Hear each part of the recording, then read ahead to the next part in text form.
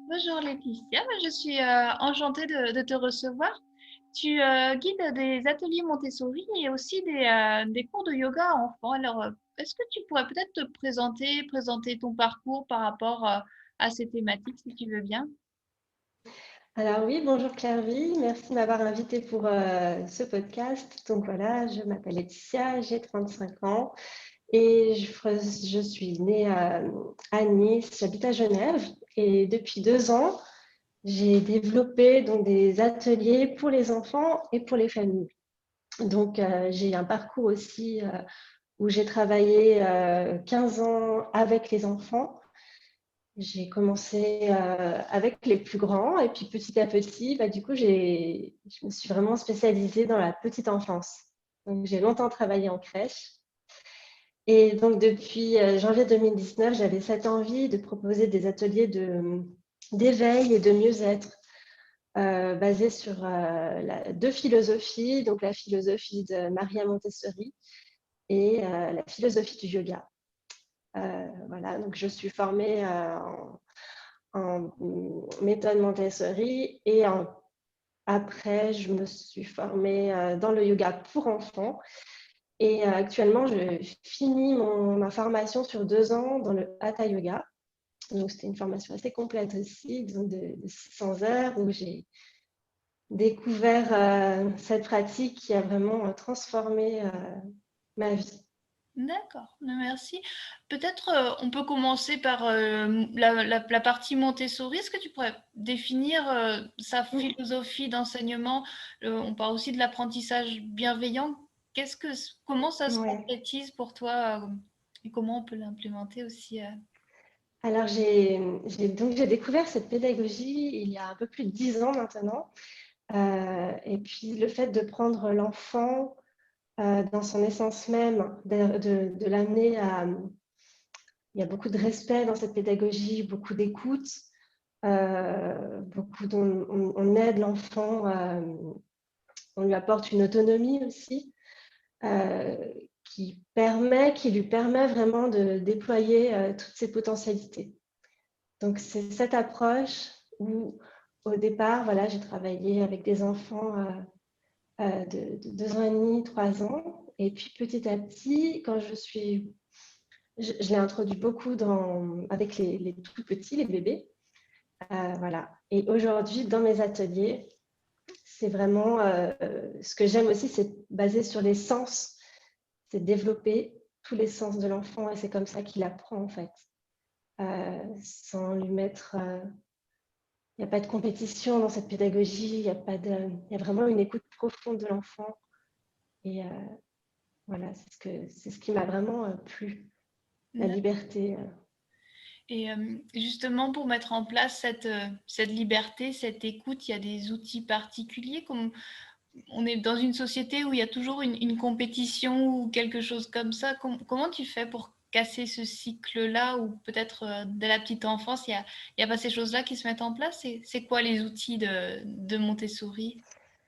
Euh, alors après, c'est vraiment amené, il y a beaucoup d'observations. Donc moi, c'est vrai que j'arrive à créer une connexion directe avec l'enfant en observant et en déployant aussi, en repérant ses périodes sensibles.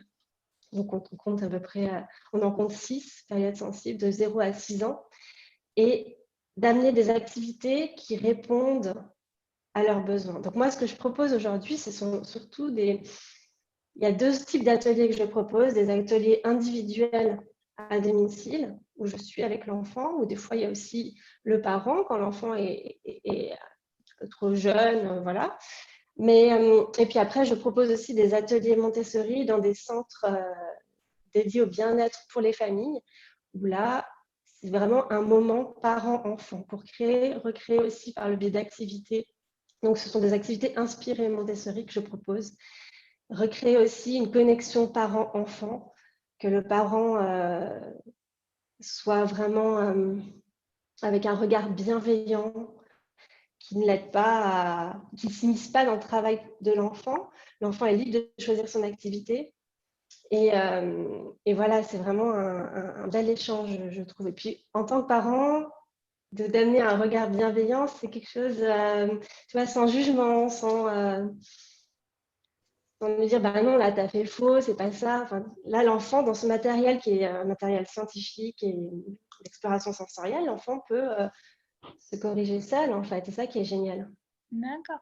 Et tu vois le regard des parents changer aussi par rapport à ces ateliers? Il y a des choses qu'ils font différemment ensuite dans leur éducation?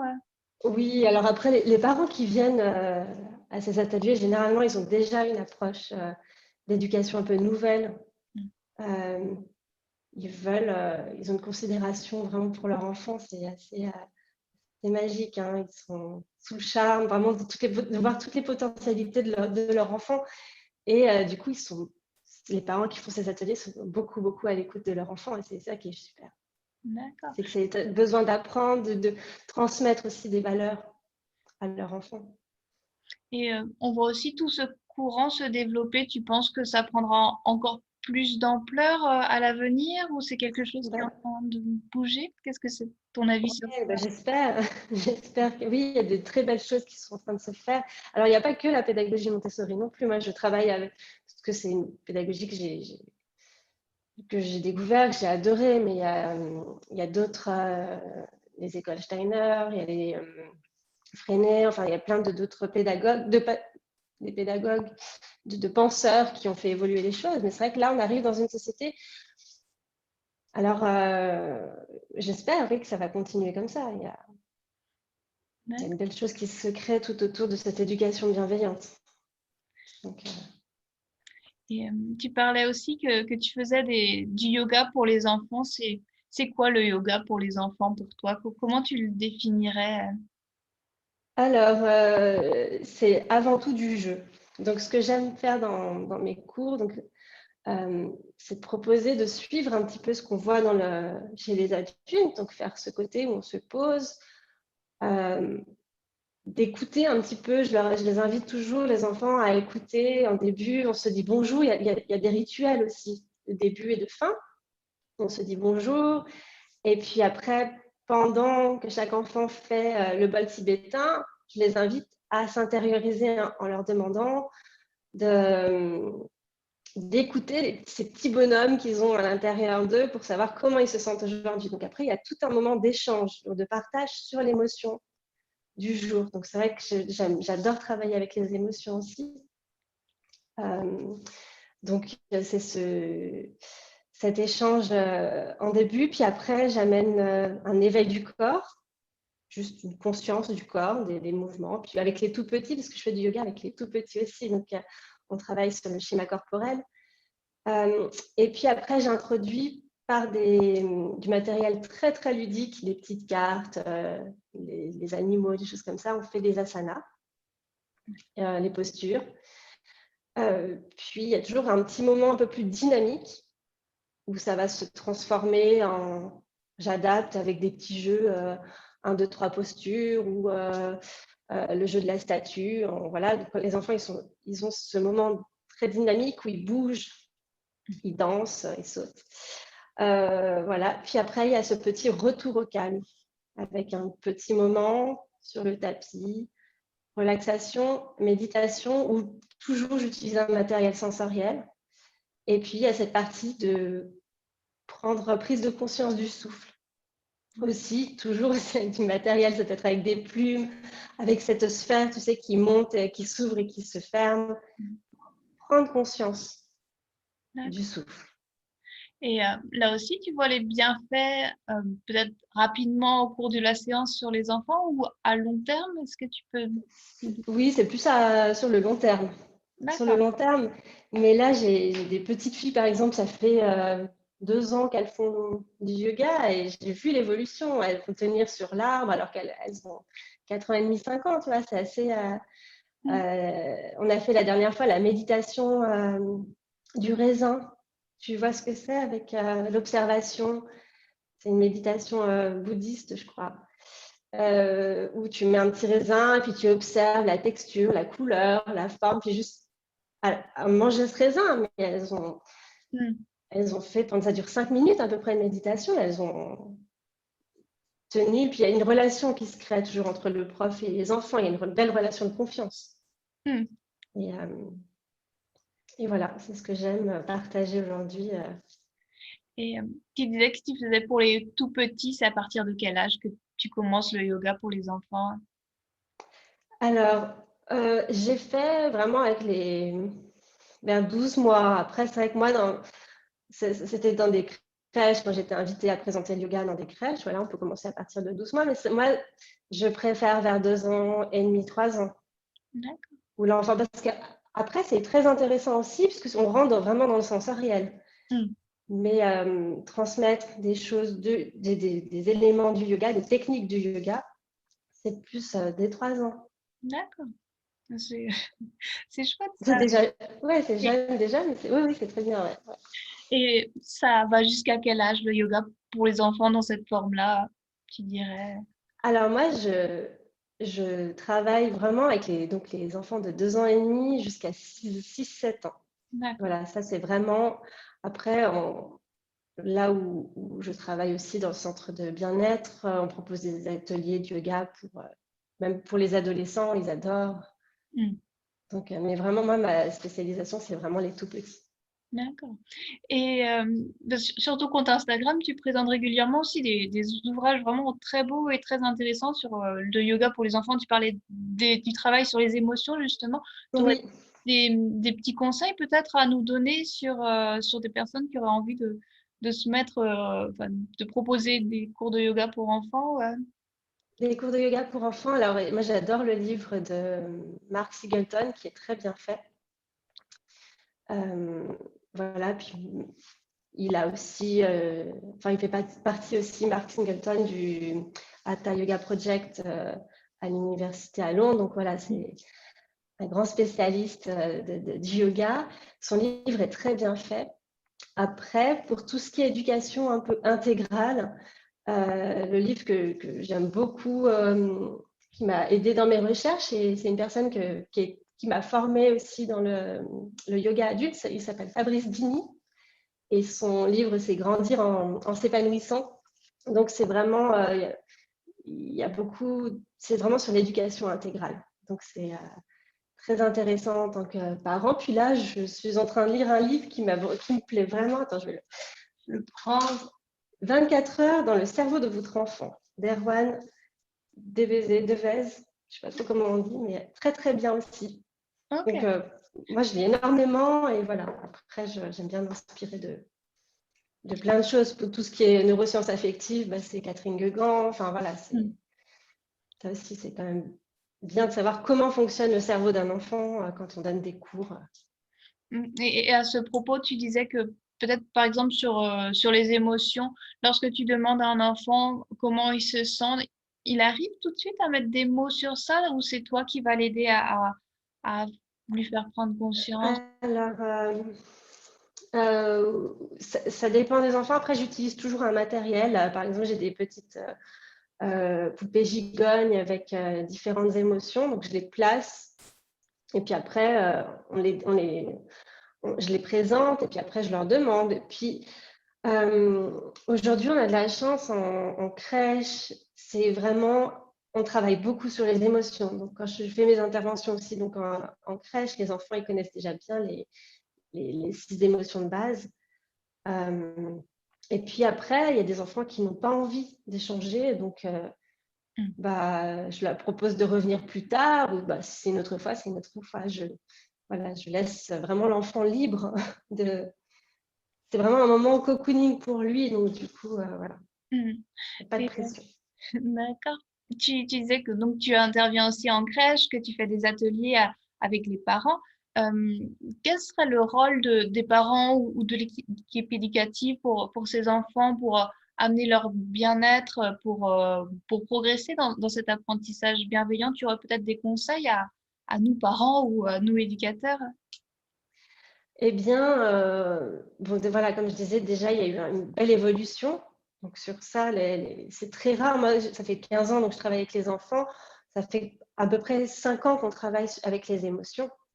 Et ça, il y a un niveau, il y a de très beaux projets pédagogiques autour de ça. Après, voilà, Sur le terrain, ça reste quand même, il y a toujours les petites complications du terrain. Mais je trouve que voilà, tout ce qui est prendre du recul, et puis peut-être ce que j'invite aussi, et ce que je propose dans pas ma formation, mais dans mes services, pardon, c'est aussi, je propose des séances de Hatha Yoga pour les parents. Alors, j'aimerais aussi introduire ça dans les institutions de la petite enfance pour les équipes pédagogiques, parce que le yoga, c'est quand même hyper important de prendre du temps pour soi. Donc, je propose ça pour les parents, parce que pour moi, un parent heureux égale un enfant heureux, voilà. Donc, c'est vrai que si le parent, l'adulte prend soin de lui et lui-même à l'écoute de ses émotions, c'est quand même un super travail, quoi, Et déjà. c'est quoi qui t'a mené, toi, vers le yoga? Tu pratiques personnellement? Tu disais que tu suivais une formation. C'est venu naturellement après t'être intéressée à l'éducation bienveillante? C'est quoi un petit peu ton histoire avec le yoga? Et bien, mon histoire avec le yoga, on est beaucoup dans ce cas-là où on arrive des fois avec des petites choses à transformer, on va dire, et des petites douleurs qu'on a eues. Et du coup, voilà, des fois, souvent, j'ai l'impression qu'on arrive dans le yoga parce qu'on a quelque chose sur lequel on doit transformer.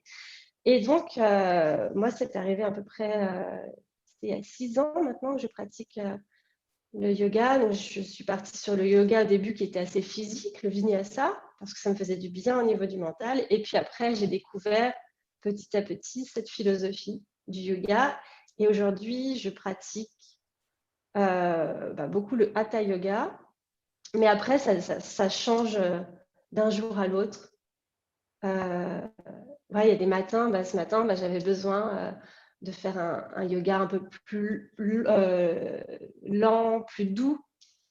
Donc j'ai fait un peu de yin yoga, puis des fois j'ai besoin de faire un peu de kundalini. Enfin, c'est très, très varié. Puis c'est vraiment s'écouter de Ouais. ce qu'on a besoin dans l'instant T, quoi. Et tu en ressens aussi les bienfaits sur ta façon d'être par rapport au monde. Pendant Ah, ces 6 années, tu as évolué personnellement. oui, oui, oui, ça m'a amené beaucoup de. Déjà, ça m'a permis aussi de changer certaines normes, en fait. Euh, dans une éducation traditionnelle, tu vois, on est élevé un peu dans un espèce de moule des fois, et de sortir de ce moule, d'être plus éveillé, d'avoir plus d'empathie, d'avoir. Aujourd'hui, je suis entourée que de belles personnes, tu vois, de personnes. Il y a beaucoup d'amour dans mon entourage, il y a beaucoup de personnes bienveillantes. Je trouve que on a une énergie un peu plus. Enfin, tu vois ce que je veux dire, on se sent vraiment bien. Hmm.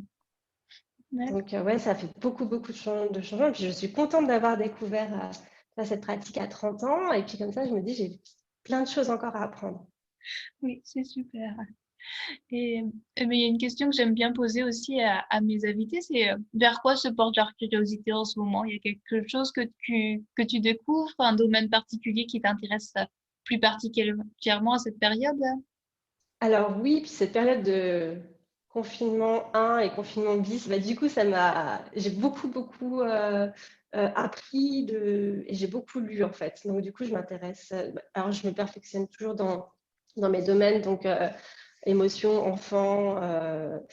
Voilà, éducation bienveillante. Et puis après, là, je lisais un livre que je trouve ça super, Breathwork de Suzanne Oubari, qui est vraiment bien aussi sur. Alors après, c'est c'est de la respiration, c'est du pranayama, Mm. mais un peu différent. Donc du coup, ça m'aide. J'aime avoir cette ouverture d'esprit qui m'amène sur plein Oui, de choses, plein de découvertes. Ouais. oui, J'adore apprendre. oui, je trouve ça très intéressant. Puis c'est vrai que la respiration, ça peut être du pranayama ou ça peut être aussi vu de façon plus occidentale, on va dire. Et on a beaucoup de choses à apprendre, peu importe la perspective. Donc, merci pour ce partage. Ouais. Ouais, ouais, ouais. Puis après, tout ce qui est cohérence cardiaque aussi, qu'on peut utiliser avec Mm. les enfants. Enfin, c'est plein d'outils. Il y a plein d'outils magiques, en fait, à transmettre. Et les enfants, tu leur fais pratiquer le pranayama aussi ou c'est un peu difficile d'avoir une conscience de la respiration Alors, chez les enfants, du coup, on parle, enfin, du coup, j'intitule ça le souffle. Et puis, du coup, c'est vraiment avec des petits doudous, des choses comme ça qu'on met sur le ventre pour observer cette vague. Ou, comme je te disais, la sphère en plastique, donc, à l'inspiration, tu sens comme si c'était une fleur, donc ça s'ouvre. Et à l'expiration, bah, tu vas souffler. Et du coup, ça, ils adorent, ils arrivent bien à avoir cette petite notion, commencer juste à observer en mettant les mains sur le ventre. La méditation de la grenouille de Hélène, moi j'ai un problème avec les noms, mais elle est très bien pour les tout petits. D'accord, oui, bon, on mettra les noms dans les notes. Ouais. Et est-ce que tu as des projets? Tu nous parlais peut-être de ta formation de Hatha Yoga. Il y a d'autres choses aussi, ou peut-être comment ça va se concrétiser ça par la suite? Alors, oui, j'ai plein de projets, de rêves sur développer et proposer voilà, tous ces outils magiques aux enfants donc et aux parents aussi. Donc, proposer des petits contenus sur développer un peu plus au niveau du web. Et puis, intégrer un peu plus dans les écoles, j'aimerais bien. C'est vrai que là, dans le canton de Genève, on ne peut pas faire encore utiliser ces techniques de yoga qui font un peu des miracles. Tu vois, en France, il y a l'association RI, Recherche en Yoga et en Éducation, qui ont fait un super travail. À Genève, il faut que ça rentre un petit peu plus. Il y a des instituteurs qui le font, mais ils ne peuvent pas appeler ça yoga, donc on appelle ça mouvement. Voilà, et ça serait très bien de rentrer un peu dans ça. D'accord. Ouvrir un peu, amener aussi aux professeurs, aux instituteurs des outils. Et puis là, il faut que je finalise mon mémoire aussi sur le parallèle. J'ai fait un parallèle entre le yoga et Maria Montessori. Donc voilà, il faut que je finisse ça. D'accord. Ça doit être très intéressant comme travail en tout cas. D'accord. Merci beaucoup Laetitia pour cette conversation. Si les auditeurs veulent te trouver, tu as peut-être un site internet ou un compte Facebook, Instagram que tu veux nous partager? Alors, oui, donc ça s'appelle tout simplement Laetitia Yoga Montessori. Donc, en page internet ou page Instagram ou Facebook. Voilà. D'accord. Mais c'est vrai que moi, Merci. j'avais trouvé par Instagram et je trouve ton compte vraiment très inspirant pour trouver des petites idées, des séances de yoga pour enfants. C'est à chaque fois très bienveillant avec plein d'idées de bons conseils aussi pour des ouvrages. Donc, bon, Merci. c'est vraiment à suivre. Merci beaucoup pour cette conversation et je te souhaite une belle journée. Merci, Claire. À toi aussi.